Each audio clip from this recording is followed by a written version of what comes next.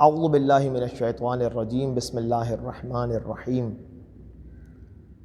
رب اشرح لی صدری ویسر لی امری واحلل عقدۃ من لسانی یفقہوا قولی۔ الصلاۃ والسلام علی اشرف الانبیاء والمرسلین واہل بیتہ الطیبین الطاہرین المعصومین المنتجبین المکرمین الحر المیامین واللعنۃ الدائمۃ علی اعدائہم اجمعین من یوم عداوتہم الی یوم لقاء اللہ۔ قال اللہ الحکیم فی کتابہ المجید وفرقانہ الحمید۔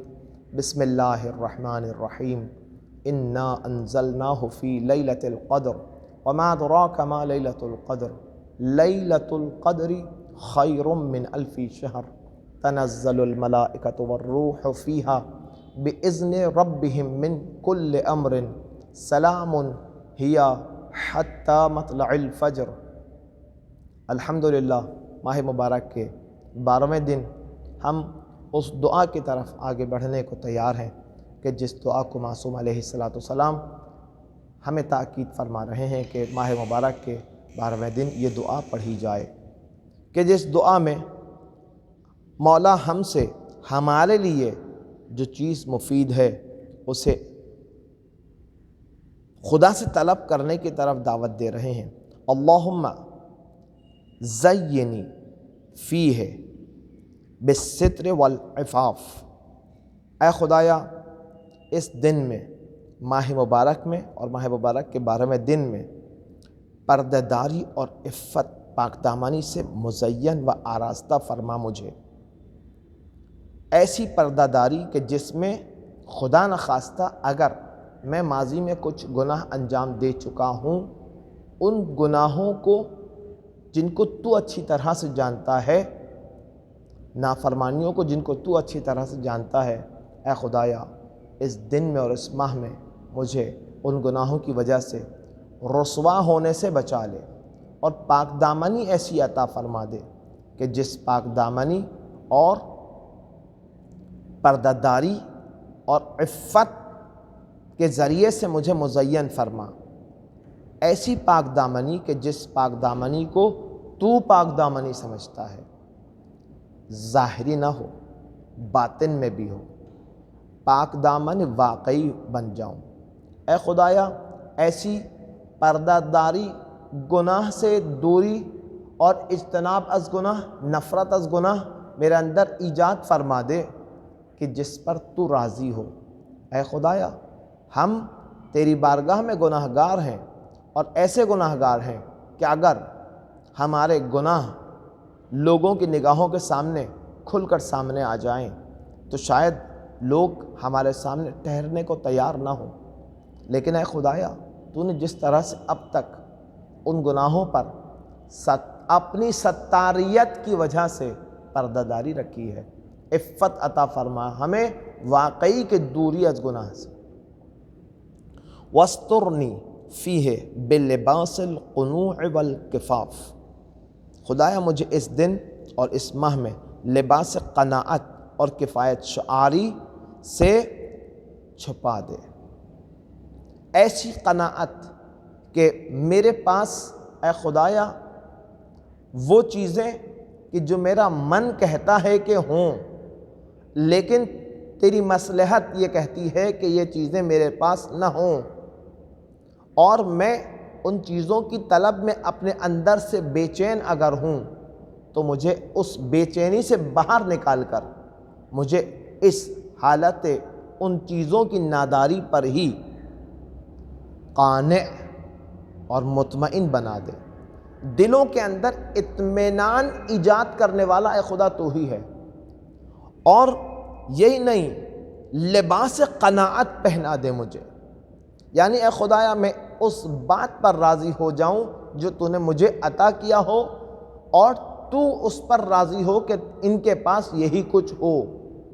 تو اے خدایا اگر تیرے نزدیک یہی طے ہے کہ ان کے پاس یہی کچھ ہو، اس سے زیادہ نہ ہو، تو اس پر مجھے بھی قانع بنا دے، ایسا قانع اور ایسا قائل اور ایسا مطمئن کہ جس میں میرے اندر فلاں اور فلاں ان چیزوں کے جو میرے پاس موجود ہیں کے علاوہ فلاں فلاں چیزوں کی جو میرے اندر طلب تھی، اس طلب کو میرے اندر سے محو کر دے، مٹا دے، مزمحل کر دے، اور مجھے موجودہ چیزوں پر صابر، قانع اور قناعت کرنے والا بنا دے، تاکہ میں تیری بارگاہ میں مطمئن اور اطمینان کے ساتھ ایک بہترین مومن بن سکوں۔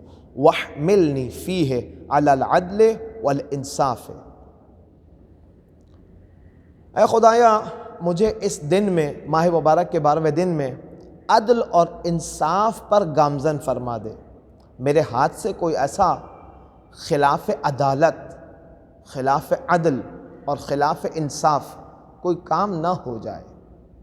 عام طور پر ہم اور آپ اگر کوئی کام انجام دے رہے ہوتے ہیں، انصاف کرنے آتے ہیں تو عدل نہیں ہو پاتا، عدل کرنے آتے ہیں تو انصاف نہیں ہو پاتا۔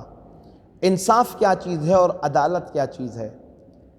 عدالت یہ ہے کہ ہر شے کو اس کے معینہ مقام پر رکھا جائے۔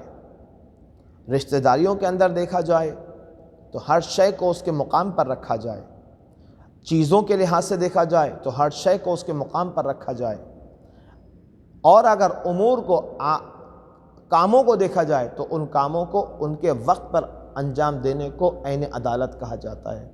شے کو اس کے مقام معینہ پر رکھنا اگر عدالت ہے تو اس شے کو یا اس رشتے کو کہ جو معین شدہ مقام پر ہم سے انجام نہ پا رہا ہو، ہم سے اپنی جگہ پر نہ بیٹھ پا رہا ہو، تو یہی خلاف عدالت ہے۔ مثال کے طور پر چھوٹی سی مثال دی جاتی ہے عدل کے خلاف، یہ کہ انسان ٹوپی کو، اگر ٹوپی کہ جو سر پر ہونی چاہیے پاؤں کے نیچے اگر رکھ دے تو یہ خلاف عدالت ہے۔ کیوں؟ اس لیے کہ ٹوپی کا مقام پاؤں کے نیچے نہیں ہے، ٹوپی کا مقام، کیپ کا مقام سر کے اوپر ہے۔ اور انصاف کا مقام کیا ہے؟ انصاف کس کو کہا جاتا ہے؟ انصاف اس چیز کو کہا جاتا ہے کہ جس کا جو حق بنتا ہے اس کو وہ حق دیا جائے۔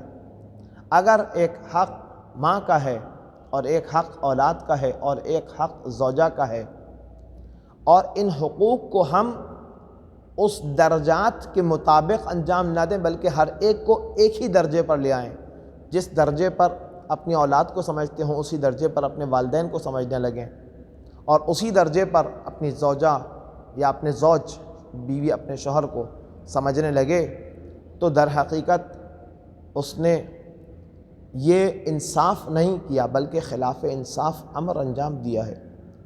اور ظاہری طور پر ہمارا وہ معاشرہ کہ جو دین سے دور ہے وہ یہ کہتا ہے انصاف کا تقاضا یہی ہے کہ گھر کے اندر ایکویلنسی لائی جائے، گھر کے اندر برابری لائی جائے، باعث کہ گھر کے اندر برابری لانا ہی انصاف کے خلاف ہے۔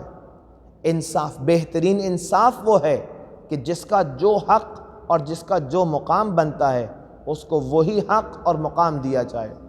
والدین کا کوئی حق اور مقام ہے تو والدین کے حق اور مقام پر اہلیہ کو وہ حق اور مقام نہیں ہوگا۔ والدین کے حق سے ہٹ کر اہلیہ کا کوئی مقام ہے، اس مقام پر اولاد کا حق نہیں ہوگا۔ اولاد کا اپنی جگہ ایک معین اور مخصوص حق ہے۔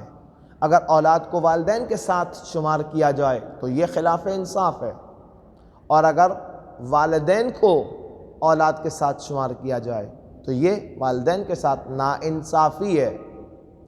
تو یہ ایکویلنسی انصاف نہیں ہے، بلکہ جس کا جو حق بنتا ہے اسے انصاف کہا جاتا ہے۔ وَآمِنِّي فِيهِ مِن كُلِّ مَا أَخَافُ۔ اے خدایا مجھے امن عطا فرما دے ہر اس امر سے جس سے میں خوف زدہ ہوں، جس سے مجھے خوف آتا ہے۔ خدایا تو اکبر ہے، تجھ سے بڑھ کر اور کوئی نہیں ہے، تجھ سے بڑا کوئی نہیں ہے، اور تو ہی وہ ہے کہ تیری ذات سے خوف کھایا جائے، تیری ذات کا خوف یعنی تقوی اختیار رکھا جائے، تیری امر کو بجا لایا جائے اور تیری مخالفت سے بچا جائے۔ اگر یہی تقوی ہے اور یہی خوف تقوی کہلاتا ہے تو اے خدایا اس کے علاوہ جتنے خوف میرے دل میں مختلف امور اور مختلف اشخاص کی نسبت ایجاد ہوتے ہیں، ان سب سے مجھے اجتناب کرنے میں، ان سب سے مجھے امن میں لے آ۔ بے عصمتک یا عصمت الخائفین، اپنی محافظت اور امانت کے ذریعے سے، اعانت کے ذریعے سے، اپنی محافظت اور اعانت کے ذریعے سے اے محافظ بہترین محافظ اور اے مددگار بہترین مددگار۔ اللہ اکبر۔ ائمہ ہدیٰ علیہم السلام ہمیں خدا کی ان دو صفات یعنی بہترین حفاظت کرنے والا اور بہترین مدد کرنے والا، ایسا مدد کرنے والا کہ جس جیسا مدد کرنے والا کوئی نہیں۔ تو اگر خدا کی ان دو صفات سے ہم اپنے احوال میں شامل حال ہونا چاہتے ہیں، اپنے احوال پر خدا سے ان دو صفات کے ذریعے سے تجلی چاہتے ہیں، تو اے خدایا ہمارے ذریعے سے بھی دوسروں کو امن، حفاظت اور اعانت پہنچا۔ وآخر الدعوانا ان الحمد للہ رب العالمین۔